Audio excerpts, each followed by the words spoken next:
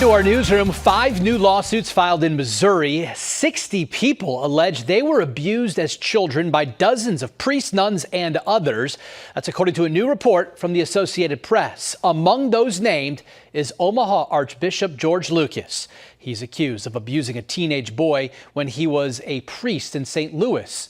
Lucas strongly defended himself in a statement today. He says he, quote, categorically denies the accusations and that he never had sexual contact with another person, end quote. We'll have much more about this ongoing lawsuit and the recent response from Archbishop Lucas over at WOWT.com.